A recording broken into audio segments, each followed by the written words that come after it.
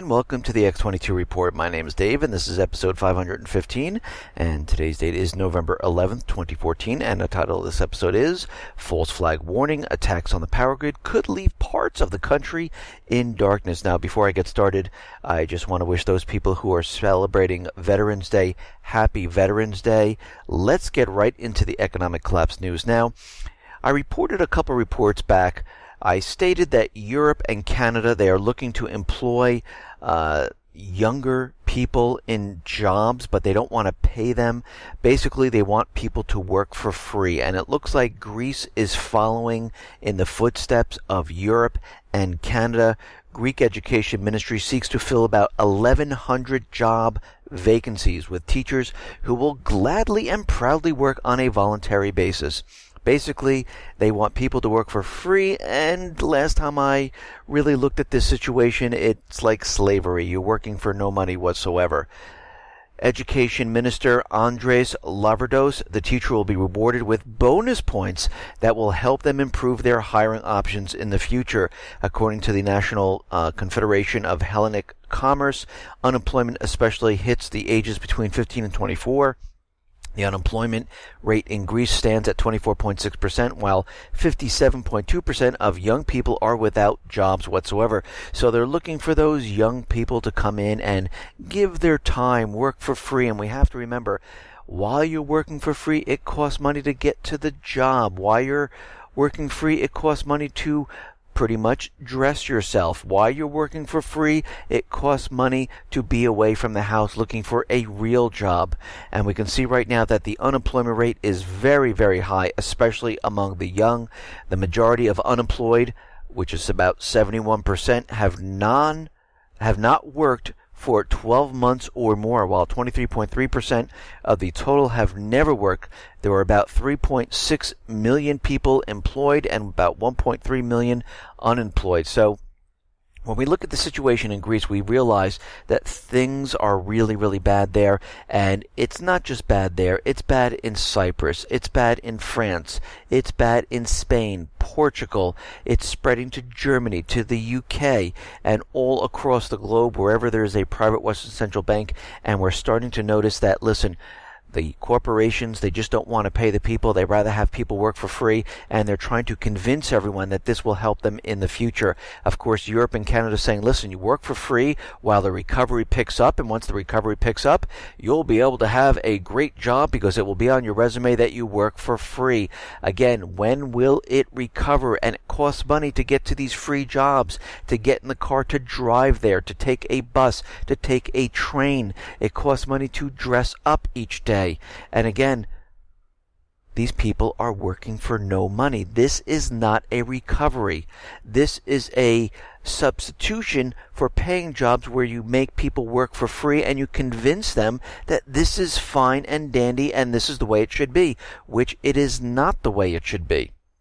Now, it looks like Bank of England, they're saying no more tax bailouts. New rules are being proposed that will force creditors, not taxpayers, to carry the losses of the banks. Now, again, they said creditors. Now, if we look at the fine print of many of the banks, we're looking at what says the depositors are now creditors of the bank. We also have to look at these bail-in documents where the FDIC and Bank of England have created one where they're going to go and pretty much take the depositors' money and freeze the accounts, replace it with bank stock. Of course, it's going to be worthless at this time because the bank is collapsing, and they're going to take your money. It's the same thing that happened in Cyprus, and it looks like right now they're saying, listen, we're going to go after those creditors to bear the bank's losses. And of course, what they're talking about is they're going after the depositors of that bank. That's all they're doing, and we're going to see this happen throughout the private Western Central Banks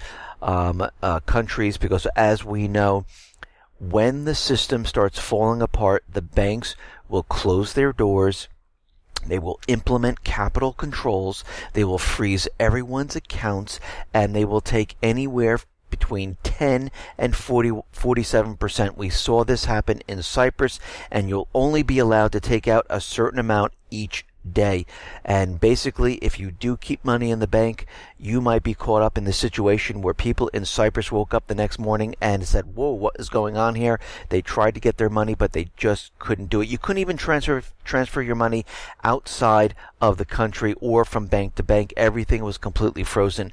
My personal opinion, I would only keep what you need in the bank to pay bills. I would take the other currency and put it into gold and silver, keep it in a safe place where you have cash on hand. And again, this is what I am personally doing. Now, it looks like China is getting ready to pump billions into Russian real estate. Russia's VEB Bank is poised to get billions of dollars from China Development Bank for investment in Russian real estate. The deal would help bring Chinese investment and companies to Russia using Chinese cash to fund construction projects run by Chinese construction firms. And again, the Chinese have figured out a way to build houses very, very inexpensively, and it looks like they are going to be doing this in Russia. Now, as we know, Russia is completely separating itself from the private Western central bank system, and they're pulling back and creating their own systems on their own. Actually, they're moving away from all technology from the West, and they've also mentioned that they're going to be creating their own SWIFT system, and we can see they are ready to go live around May or the spring of 2015. This is when they're looking at it and they're saying it should be up and running by May 2015. And of course they're doing this because they're very nervous about the West, them putting sanctions on Russia. And again, they're going to be separate and apart. They want to be independent because Putin understands what is coming. He understands that war is coming, and the best alternative for Russia right now and China and all the BRIC nations is to be separate and apart from the Western banking system. Now, Russia, they are doing something very interesting here. The Russian lower house has passed a set of amendments that kind of make it illegal for political parties to receive sponsorship bribes or enter any business deals with non-governmental organizations with foreign agent status. A foreign agent is defined as a group within the latest year has received money or property from foreign citizens or groups, as well as organizations which are more than 30% foreign owned. Now, we see this happen a lot here in the United States, where our politicians kind of get bought off by foreign entities, and they're pushed into doing things that they normally wouldn't do, and they have to do this because they're receiving campaign funds, they're receiving beautiful, fabulous gifts and prizes like cars, land, or any other type of deal from corporations. And it looks like Russia is trying to separate their political parties from this and saying it is completely illegal. If you're in the political party, you are for Russia and Russia only, and this is the way it should be here in the United States. If you are a congressman, the president, the vice president, any type of government official, you should not be receiving any type of funds from corporations, from foreign entities, or anything like that, because you should only be in this position for the United States and for the people of the United States, and only doing everything you can for the people here in the United States. That's their only job. It's not to go along with corporations who pay for their entire campaign, or a foreign entity who's paying for their entire campaign and they owe them later. And we can see that our political government officials, most of them, I would say a majority of them, are completely corrupt, and we need to redesign this part of the system where we make it illegal for them to receive campaign funds from all different areas. As we know, President Obama is out in China, and he's trying to push the TPP. And of course, this is very secretive. WikiLeaks has leaked some of the information in the TPP, but they don't want the people of the United States to realize or understand what this is. Almost like Obamacare. You know what? You have to pass it, then you can read it. And it seems like this is what they're doing. And of course, this is not going to benefit the people of the United States. It's going to benefit the central bankers and the corporations. And China doesn't really want to get involved with the TPP. So what they've done is they created their own free trade area of the Asia Pacific, and they're pushing this forward. Basically, this is a roadmap for the Asia Pacific Free Trade Zone that eliminate trade barriers across about 21 countries and could challenge the U.S. dominance in the region. The organization will conduct a 2-year study into establishing the FTAAP, and that is the one from China. It is the first time Beijing has taken the lead in promoting a multinational trade agreement 8 years after the idea was first proposed. U.S. President Obama welcomed the initiative of the free trade deal a day after he hailed the separate U.S.-led Trans-Pacific Partnership that pretty much doesn't include Russia or China. On TPP, China is the only country excluded. China sees the signal from that action and they realize what is going on here. Chinese now and Malaysia central banks have signed a deal to establish a yuan clearing bank to be based in Kuala Lumpur. The leaders of China and South Korea also reached an agreement on a free trade deal removing tariffs on about 90% of their goods that would allow Korean firms broader access to the China's market. And of course, Obama is out there, and he said something like this, that Obama says the United States wants China to be a partner in underwriting the international order, not undermining it. Basically, you need to do what we're telling you to do. Don't come up with your own free trade plans. You need to go with the TPP, and this is why I'm out here. Our message is that we want to see China successful. No, they really don't, and that's coming from Obama. Obama also urged China to stop using cyber theft for commercial profit and create what is called a more fair business environment for all businesses operating in the two countries. We look to China to create a more level playing field on which foreign companies are treated fairly so they can compete fairly with the Chinese companies, he said in a speech to business leaders.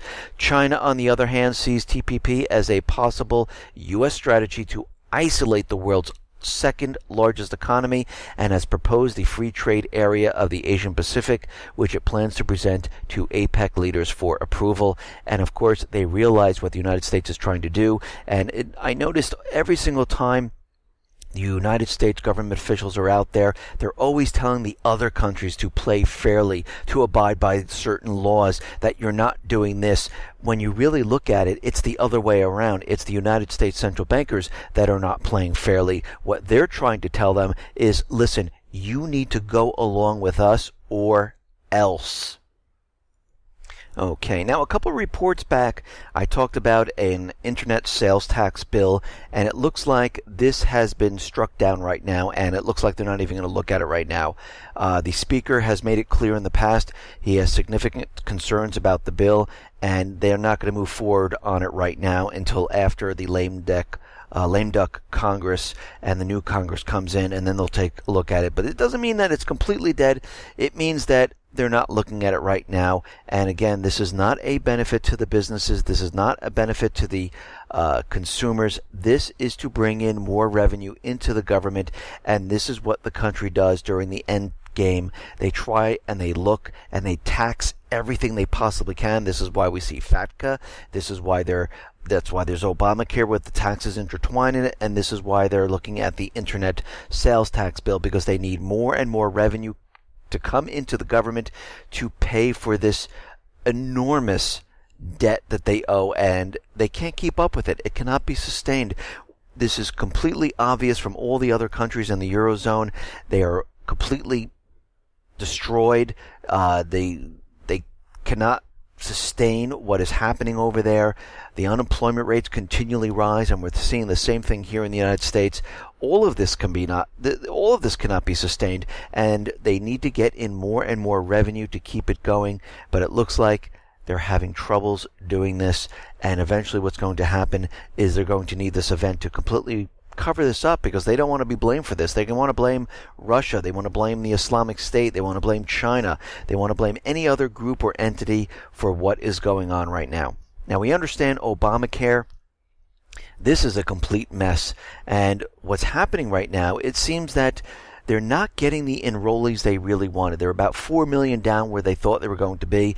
And we have to remember, there is a bailout clause in Obamacare. And again, if the revenue is not coming into the insurance companies, Congress is going to have to vote on this to bail out the insurance companies, and it's starting to look like the customer pool might be a little small right now, and it could skew the economics of Obamacare, forcing insurers to raise their premiums and even to push for maybe a bailout, because they're not making what they thought they were going to make. And this is going to be a huge problem as we go forward. Of course, Obamacare is very positive that more people are going to sign up, but wait until they see the premiums.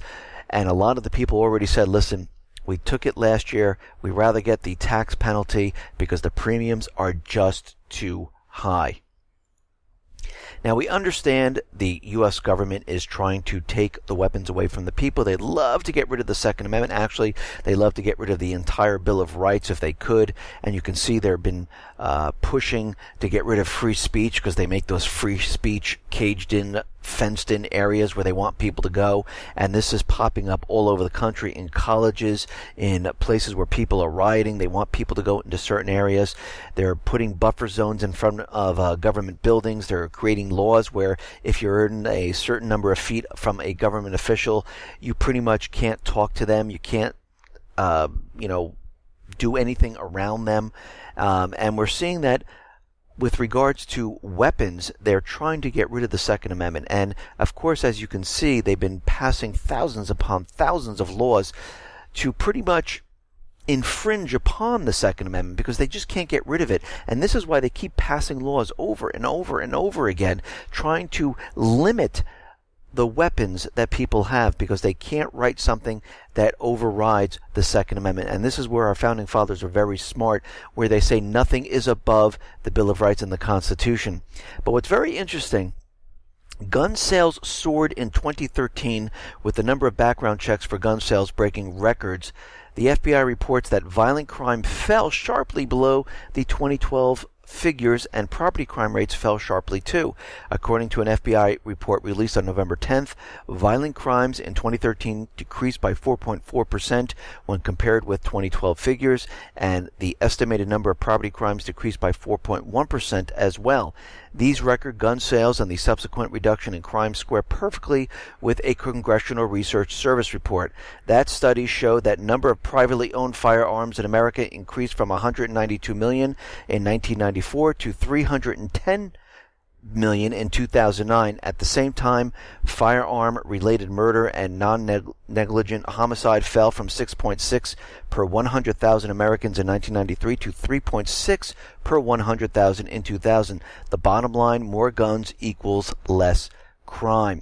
And what we're seeing right now is that in the town of Ferguson, gun stores are reporting that gun sales are way up because what is going to happen sometime this November, where they're going to pretty much look at the shooting of Michael Brown and they're going to decide if they should indict the police officer. And stores are reporting that they are selling a lot of guns, about 5 times greater than they normally do, and it looks like people are definitely getting prepared. And as we know, the people in Ferguson are very, very nervous about things breaking out in riots, people coming and agent provocateurs coming in from the outside, causing havoc in their town and having it spread across the country. And they're going to protect their stores, they're going to protect their homes, and this is why they're purchasing weapons right now.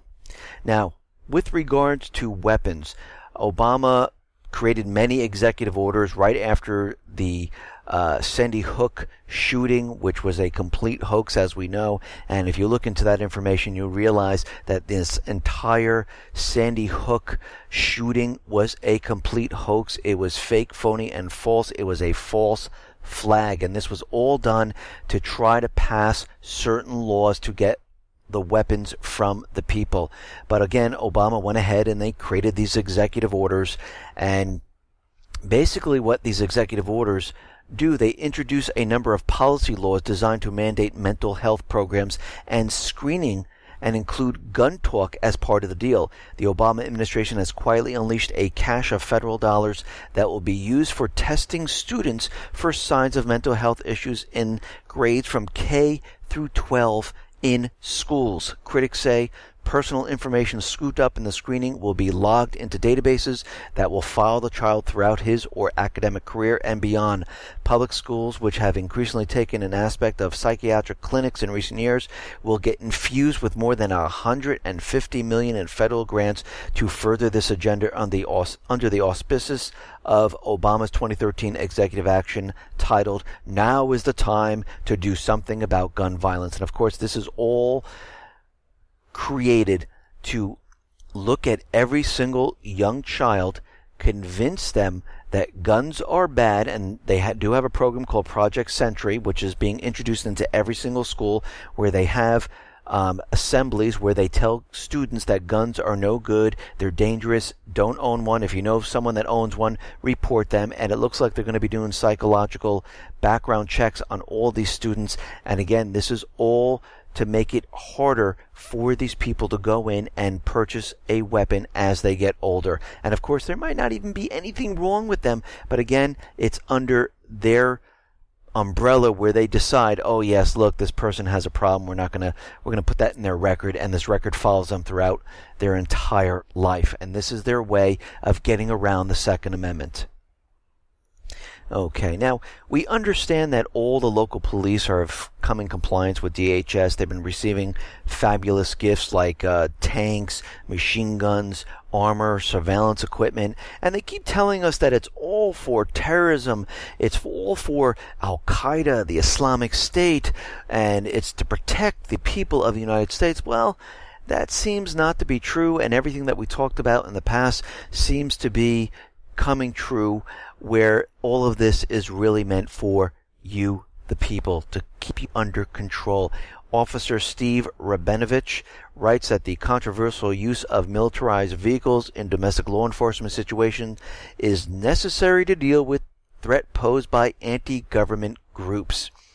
Rabinovich cites domestic terrorism and steady increase in deadly and violent assaults on cops as good reasons for police departments acquiring MRAPs and other military gear. Rabinovich also points to violent anti-government groups and individuals who are targeting cops as scapegoats as another factor that justifies the use of militarized vehicles. Basically, he has never come up with any type of actual study showing violence against cops is on the increase, nor does he provide an example of any anti-government group that has launched a violent attack on police officers. And of course, it's because it hasn't happened yet. What he's talking about is when the system completely collapses, the people here in the United States and, of course, other countries, when they become very upset, angry, pissed off, and they realize their money in the banks is gone. They have no job. They can't support their family. They can barely get food. They have to run to the market and scrounge for food because there's none left on the shelves because the entire system is collapsing. The government is nervous that they're going to come after them full force to remove the government because they're going to be blamed. And they are taking precautions right now to get these people before it happens and to protect the government officials. Why do you think right now the White House and about 9,500 other government buildings are being secured right now with buffer zones, putting extra police there to protect them because they're very, very nervous for what is coming, and that is an entire collapse of the system, and they're very, very nervous about this. Okay, now it looks like NATO, they are having another drill in Estonia, and again, Russia is out there saying, listen, we know this is targeted towards us. Basically, what they're saying is geographically, Estonia, where the exercise is held, borders except the Russian Federation on small friendly states. Therefore, the NATO exercise is targeted exclusively against Russia. NATO's Trident Juncture exercise is held in Estonia in the period between November 9th and November 17th, and it's going on right now. And Russia realizes what's going on. Putin understands what's going on. And we can see right now that, again, all these drills with NATO that's going on around the Eastern Europe area, this is all in preparation for World War III. They understand that they're getting ready. More troops and more military assets are being moved into this area. The same thing that's happening in the Pacific. It's the pivot to Asia. They're encircling China. We also see troops in the Middle East and in Africa because they understand when this thing goes hot, they need the troops in position and ready to go for this next war. Now in Ukraine, what we're seeing, and I don't know if you remember, I reported on this a couple days ago, Yatsenyuk was going to purchase coal from South Africa, and he was going to bring it up to Ukraine to pretty much supplement what they need to heat the homes, and they were going to do this because they weren't going to pay the bill for Russia. They paid part of the bill to Russia, but they're getting their gas from different areas, and it does get very, very cold there. And it looks like they were trying to use the coal instead of getting the gas from Russia. But what's very interesting about all this is the Cabinet of Ministers has been caught red-handed in a new fraud with coal purchases from South Africa at a price 3 times as high as the market prices. Ukrainian heat stations will have to pay $110 per ton of coal. The party said in a statement made public on Tuesday that is 3 times higher than normal. It looks like the government of Ukraine is trying to profit from this, and there is fraud going on, which is rampant inside this government. And you have to remember, Yatsenyuk was put into place by the U.S. government, the central bankers, and Europe. He was put there on purpose. He is a banker, a central banker, and this is why you're seeing fraud in Ukraine. Now, as we know, in Ukraine, there's a lot of paid mercenaries, and of course they were all brought in from all over the place to help fight the people of the southeastern region. And it seems like what they're going to do right now is that all these volunteer battalions, they are going to be pretty much intertwined into the country's army, and they're going to be pretty much made the army right now. So this way nobody has any questions that, oh, there's paid mercenaries in there. They can say, nope, they're just part of the regular armed forces. We do not have any paid mercenaries in our country. Now, the OSCE Special Monitoring Mission said on Tuesday it observed a military convoy in the eastern Ukrainian city of Donetsk. 5 of the trucks were each towing 120mm howitzer artillery pieces. Another 5 were each towing partly covered multi-launch rocket systems, MLRS. And they're saying they're watching this. They don't know where they're going right now. And as we know, the Kiev government now is positioning all their military around Donetsk. They're getting prepared for a major, major offensive. And we see the rebels there. They realize what is coming. They understand that there is going to be absolutely no peace, because as we need to remember, these central bankers did not get what they paid for, and they paid for the entire country of Ukraine. Now, it looks like Russia is going to build 8 nuclear power units in Iran as a new partnership agreement guaranteed by the IAEA was signed in Moscow on Tuesday. According to the agreement, Russia is constructing 8 pressurized water reactors turnkey ready in Iran. 4 of them will be built on the Bushehr nuclear power plant, also completed by Russia a year ago. In other words, as the U.S. does everything in its power to halt the spread of nuclear power in Iran, basically, Russia steps in and says, you know what? We're going to build 8 new nuclear reactors. So we can see right now what is going on. Russia, Iran, they're becoming very, very close. They don't care what the United States has to say. They're doing what they need to do. They're building the nuclear reactors. There's many, many inspections that have gone on inside of Iran, and they cannot find any traces of nuclear weapons. Again, we have to remember, Israel, United States have been pushing this propaganda for over 30 years. And every couple of years they come out, Iran has a nuclear weapon, it's going to be ready in 3 to 5 months. This has been going on since 1979, and it has not stopped. Now, it looks like the Russian Space Systems Company has unveiled plans for deploying several GLONASS satellite navigation system monitoring stations in China for use in transport, farming, rescue operations, environment monitoring, and law enforcement. In Russia, 19 ground stations provide consumer with navigation signal with an accuracy of about 1 meter. 3 stations are located in the Antarctic, and 1 in Brazil. 2 are to be created in Kazakhstan and 1 in Belarus. And we can see that they're going to be building these in China. Now, as we know, in the Middle East, things are completely falling apart. We understand that Libya, the U.S. has already evacuated the embassy there. We understand Lebanon is fighting the people in Lebanon. They're trying to take their country back. The same thing's happening in Iraq, and the same thing's happening in Yemen. And it is getting so bad in Yemen right now that a day after the State Department said it would reduce the number of American staff at the U.S. Embassy in Yemen, they are now reporting the embassy may be evacuated due to deteriorating security in the country. Basically, what they're saying is the people there are rising up. They're pushing out the puppet government, and there's no reason for the U.S. to be in there anymore, because the people there do not want the central bankers. They don't want the U.S. government in there. They don't want They don't want to sell their oil using the U.S. dollar. They want their entire country back, and this reminds me of Iran in 1979. The same thing's happening. The same thing happening in Libya, same thing in Yemen, and soon we're going to see it in Lebanon, spread to Iraq, and this is why the United States have been pushing the Islamic State, their proxy army, to go into all those countries the United States wants to get into or needs to get into once again. Now, Australia says they have troops. They are waiting in United Arab Emirates for a legal agreement before being deployed to advise and assist Iraqi security forces. Australian Special Forces members are finally moving into Iraq now. Now we have the coalition right now bringing in boots on the ground, and of course they're only there to train. They're not really there to fight, but eventually what's going to happen as they continually bring in more and more advisors and they get into the thousands, that's when they will say, yes, we have boots on the ground. And of course, at that time, it will be too late, and there'll be more and more soldiers moving into this area because they realize the air campaign cannot push back the people, and it will not work. They're not going after the Islamic State. They're not going after Baghdad. Even though there's reports saying, oh, he was in a convoy, it would be ridiculous for them to go after this. And of course, the United States is saying that we are not targeting Baghdadi whatsoever.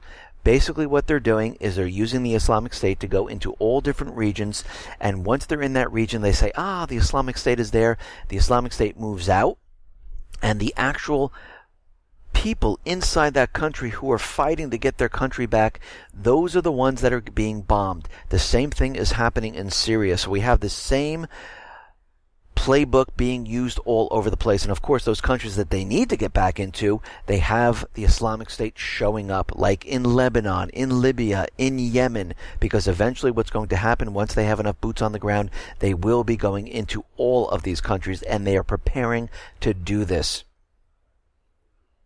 Now, we understand there is a lot of cybersecurity breaches, but what's very interesting, there's a report that has come out. Federal agencies and government contractors in the United States together experienced nearly 250,000 cyber attacks during the last year. 228,000 or so cyber incidents suffered by federal agencies and contractors during the last year came not because of advanced intrusion methods employed by attackers, but instead are resulted from routine mistakes and misconduct that can be blamed on the legitimate officials tasked with keeping hackers out. And this happens quite a bit. Those people that are in there, they get an email, it's a phishing email or anything like that. Usually, most of the attacks in companies and government agencies usually comes from the inside. It really doesn't come from the outside. And this is evidence that it doesn't. So as they keep telling us there's more and more cyber attacks, what's happening in reality is that it's happening with inside the company, an employee or a government official or someone else that is upset or doesn't like the company or by accident does something. This is what we're seeing. So, of course, they don't want to play on that. They want to play that Russia, China, Iran, Syria, the Islamic State, they're using huge amount of cyber attacks against the United States. And this is why the power grid's going to be going down. The financial institution is going to be going down. Now, the other interesting that's happening, since we're talking about the Islamic State, is that the Islamic State wants to introduce its own currency. Just like they wanted to introduce their own passports, now they want to bring back gold and silver dinar coins. And of course, the question we have to ask is, where's the gold and silver coming from? How are they going to produce and mint these coins?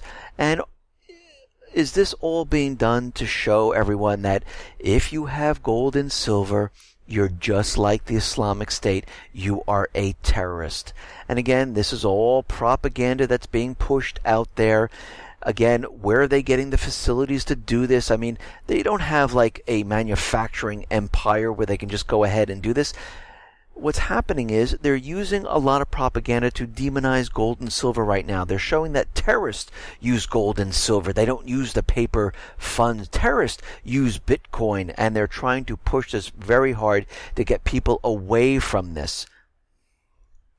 Now, a former White House counterterrorism advisor, Richard Clarke, warned that terrorists could gain the capability to attack the U.S. power grid, potentially knocking out power to part of the country for months. And we realize with the black energy Trojan virus that is in the systems, according to DHS, that this could bring down the financial institutions and the power grid. Of course, this is going to be used as a false flag event to convince us that, yes, Russia stepped in and they have done this. But he went on to say that the real worry is that eventually non-state actors, maybe even terrorist groups, will gain this capability. Representative Jim Langevin, who is in Armed Force Service Committee, said there was a study done by the Idaho National Laboratory that showed through a system control and data acquisition system attack, a generator or a number of generators could be blown up, leaving a whole sector of the country without electricity for a period of not just days or weeks, but potentially months. That's because the generators are very large.